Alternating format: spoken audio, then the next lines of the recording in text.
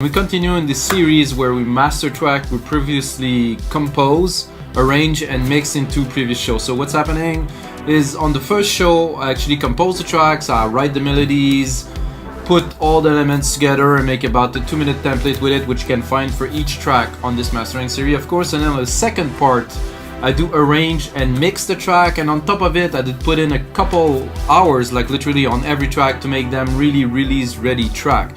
So this is like a special track. This is like a synthwave track that I think for mastering we will really have to do something special. So the mastering part of this track will be, I think, as important as the composition, as the mixing and the arrangement. Like mastering, this is synthwave, we want to give it some character. So basically 104 BPM, the track, of course 96 kilohertz,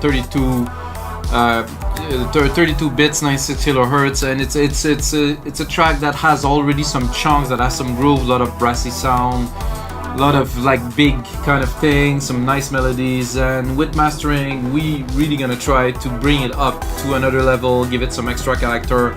I'm thinking not big distortion, but something warm, something chunky, you know, something that has really a groove added to it with the mastering process. Of course, this template will be available on our site, wemixdancemusic.com, along 5,000 other DAW templates. We're actually closing on 6,000 sometime probably in the next couple months. And this is what's happening right now. All the artists are uploading. If you're a producer, you should upload some templates to our site, or some if you have a label and you have some sounds you're selling, upload. We're marketplace, it's really easy to upload and sell and get paid. Check it out, guys. We make dancemusic.com. And then we're gonna start by having a bit of a listen to the track. Gonna drop the monitor, go into the headphones here so you guys can hear me talk.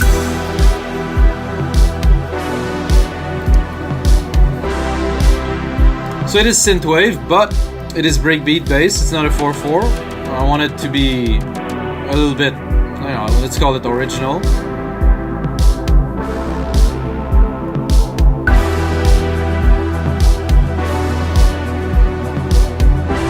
I'm gonna forward it a little bit right here. I missed this lead here, so let's listen.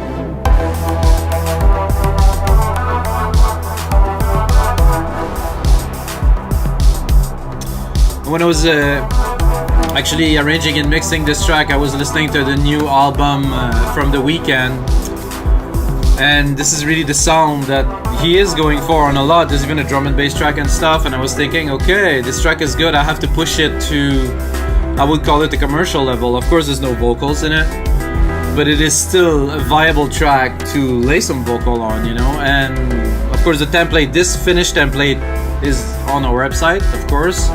And the first part where I actually just composed is also on the website for only $5. So let's bring it forward a little bit.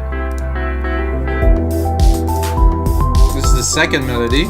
This is actually an 808 bass, like a big thump that I play in the higher level, and this is what it is. It's just a big, like, clean sine wave. Recorded and played that in real time in the original episode of this. So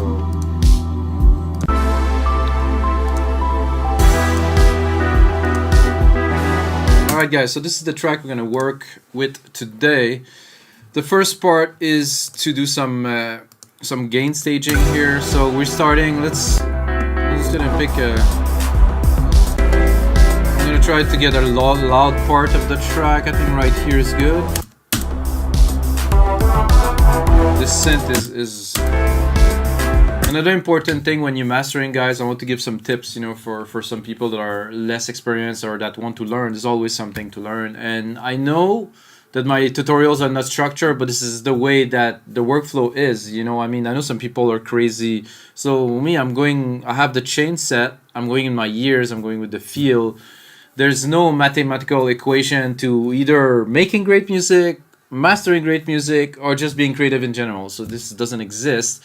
There's a way that you can gather the energy to push onto creativity, which I am working on for many years now. So I am able to be creative consistently, which I actually wrote like a full piece about it, and I did a video about it. If you want to watch, check out on the YouTube channel somewhere. So yeah, let's continue, and we're starting by gain staging with this Renaissance EQ here. Want to make sure we have some gain. We got 3.5 dB of gain so far. And then if we're clipping, there's an auto gain here, so if we're clipping, it's automatically gonna drop, so it's really useful. Then we're going again into this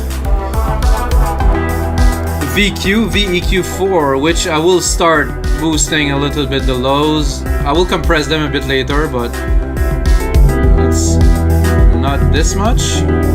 But I want some, like about probably 3 dB. So this is a replica of an old school EQ.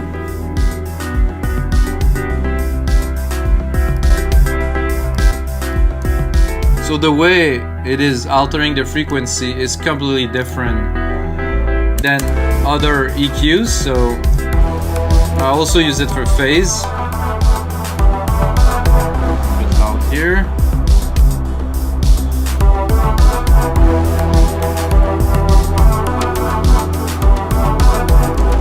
So we already are a little bit loud. That's a sign that the mix is good. When the mix is good, you really don't have to. So if everything is even, there's nothing standing out, and it's not all over the place, you can easily get some loudness. So we're already at -13.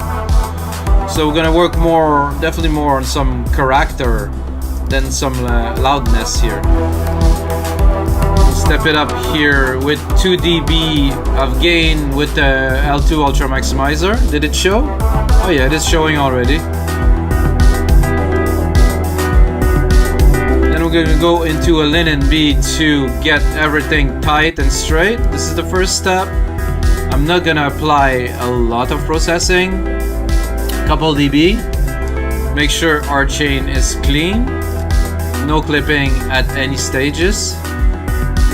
So what I've done, if I boost the bass here, this will already reduce it a little bit. So there's a way to, you boost a little bit and then you compress to make it chuggier instead of just simply compress, compress, compress. If you boost, compress, you're able to thicken, I would say, the sound in a way that's not going to be achievable in one step. It takes a couple steps to do something like that. We're going into, after a LINMB, we're going into an API 2500. I like this plugin mainly for the lows and the mid lows. It has a nice effect on thickening the bass, and it has a character that's very unique. This is why I use it on most, if not all, the tracks that I master. Without, with. You're gonna hear it a bit more here. With, without.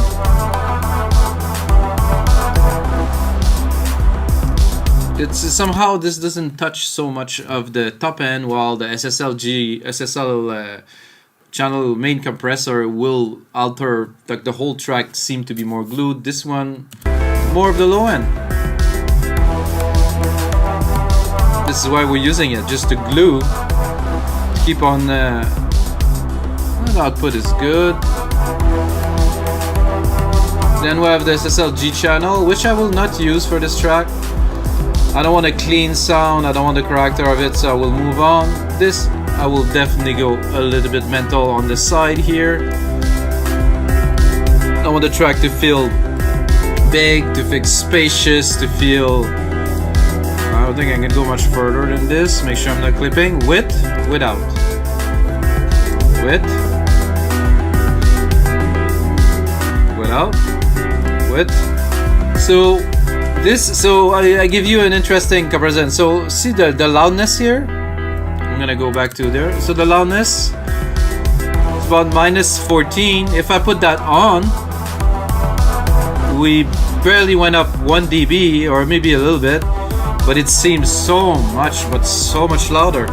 And then when we're gonna apply compression to the signal, it will even tame it down, and you're gonna have that presence and that loudness. Maybe a little bit less. And that stereo field is super wide. It's really, really big. We're dropping that straight onto a Kramer tape, guys, and this I will use, but not abuse, but I will definitely give the tape some juice to clip. This is intentional. We're going into the red here. So I want the percussion, I want everything to be vibrant and thick and present. And the way to achieve that is you saturate with the tape.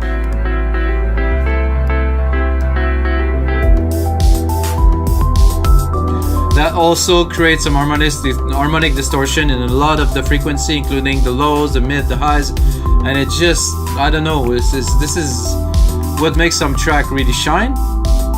And even knowing that we have this loudness now and this presence already in the track, we still have 13 dB of gain to go. So I want on average around -10, like the other track that I'm mastering for this compilation, EDM session, be out on Beatport. They all go around -10, so I want to keep this, and we're going straight into an SSL comp, which we will use, you know, not abusively, about 4 dB, 3-4 dB of compression.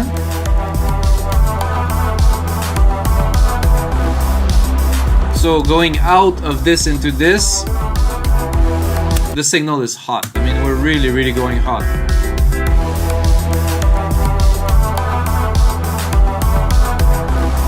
You can hear it's compressed. I mean, there is some chunk into this signal.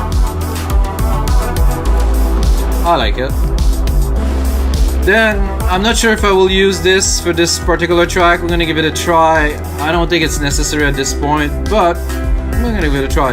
This is really to tighten the track, really make all the frequency really nice, harmonious, and they all correlate and stuff. But what we want for this track is just to be chunky, to be big. So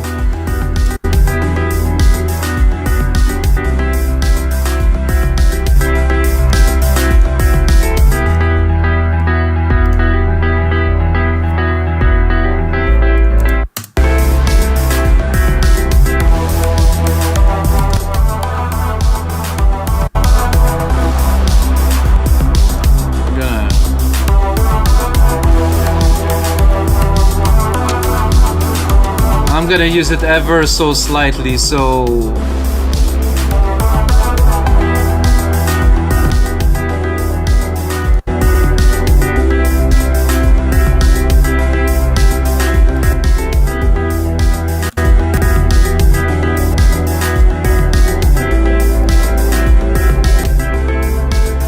I like it a tiny bit.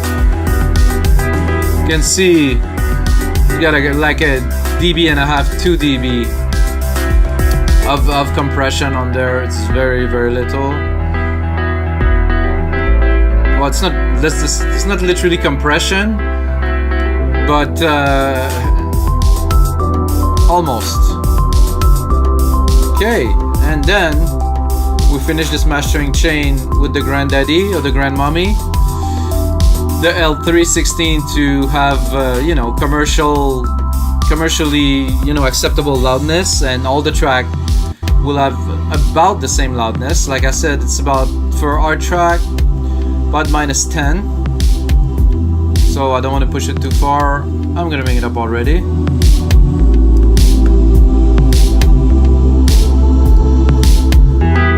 So see, we already have all the loudness we need. We barely need to put another maximizer at the end.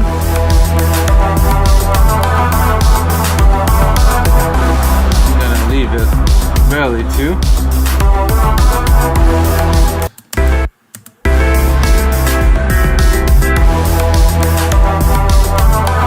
Oh, I'm a little bit too loud somehow.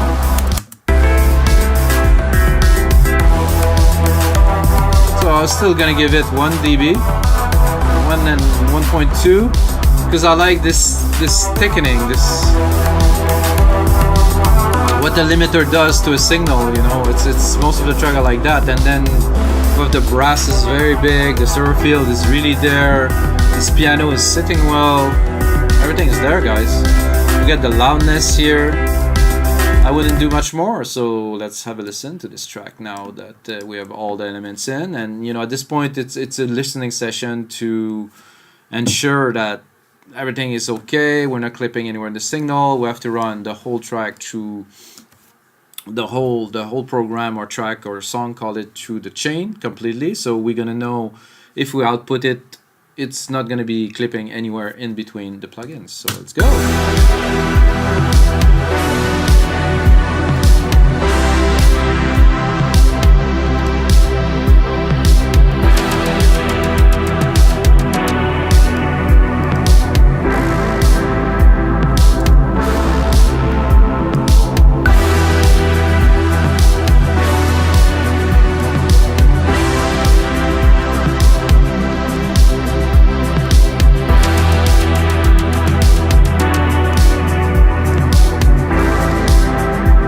I'm keeping the plugin that can clip. The other ones are not gonna clip, so.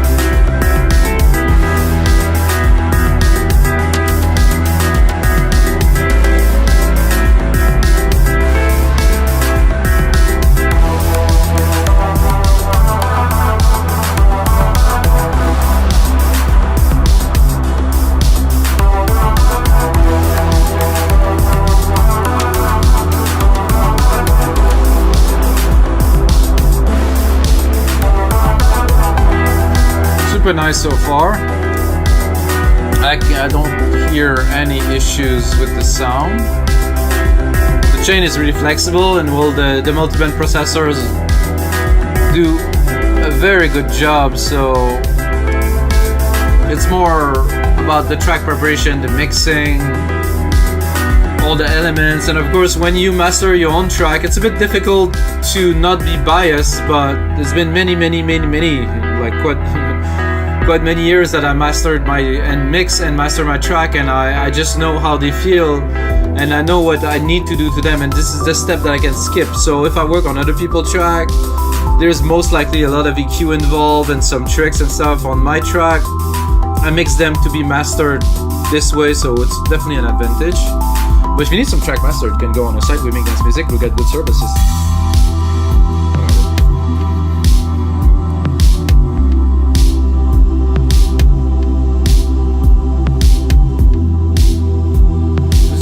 I like it.